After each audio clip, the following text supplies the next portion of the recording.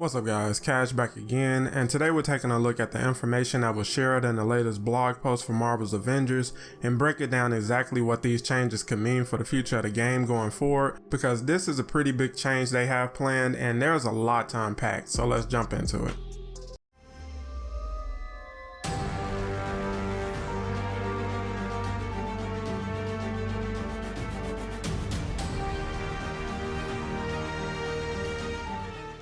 So back when the game was first announced and we learned that AIM and MODOK would be the main villains of the story, we were hyped because it was a very welcome change coming, because this was the first game to feature AIM as the main antagonist against the Avengers, and at the time we were also excited about the prospect of seeing new enemies introduced once AIM was defeated by the end of the game's campaign. Fast forward to the present day and AIM is still the main threat of the story, and the story itself hasn't progressed at all this year, with the minor exception for the return of Nick Fury. But now it looks like the team is ready to address this issue and they're choosing to take a different approach than what we've become used to. In the blog, they say they'll be adding to the game's story with 2 new challenges as a way to advance the narrative with hero and villain-centric content, with the first being a villain-focused war zone that will reveal MODOK's fate after the defeat of the Kree Sentinel, and that the mission will lead into the new Cloning Lab Omega level threat mission. Now on the surface, this seems great because they're planning to add more missions that move the narrative forward, like we saw in the Beating the Odds villain sector that featured Monica wielding the Cosmic Cube.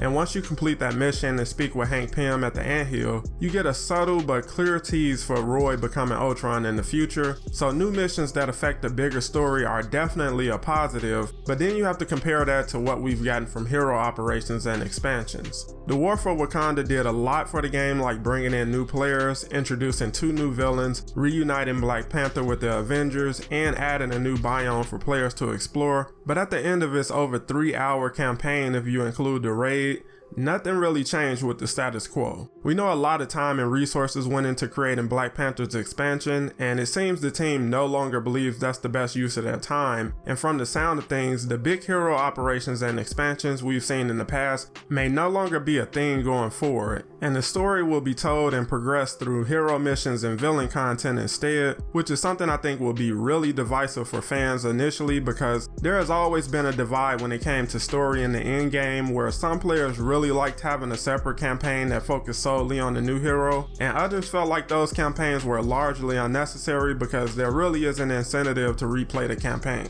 Up until now, they've tried to appeal to both types of players, but now it seems they've realized that kind of approach isn't sustainable long term and only serves to delay content releases. And I think the campaigns have been great and I enjoy the cinematics that come with them, but I honestly never really revisit them, and I would prefer new heroes more frequently as well as new villain content. So I'm very open to this new direction they're going, but I am curious about how this would affect the content coming after Cloning Labs. I think Cloning Labs will give us a definitive end to the story of AIM with the final defeat of MODOK, and will either set the stage for the rise of the next villain, who we suspect will be Ultron, or it will tease new details about the impending Kree invasion. But this makes me question how She-Hulk will be introduced now. I believe things can go one of 2 ways for heroes coming out to Jane Foster, with one being they'll come in the traditional operations we've become accustomed to, and this new content approach will be implemented for heroes coming next year, or She-Hulk will be the first hero to showcase what this new approach will actually look like and set the tone going forward. I still believe whenever Captain Marvel is introduced, she will have a big expansion that will include a new raid and everything, but now I think more focus will be placed on ensuring the game's story is advanced with her content. But now I want to know what side of the fence you guys are on. Are you happy to hear the team is pulling back on story heavy content, or are you disappointed to hear operations may no longer be a thing in the future? Let me know down below, and make sure to leave a like if you enjoyed the video and subscribe for more Marvel's Avengers content every week. And if you're interested in picking up Avengers merch, shop with Fandomian and make sure to use my code in the description to get an additional 10% off. Thanks for watching guys, and I'll catch you in the next one.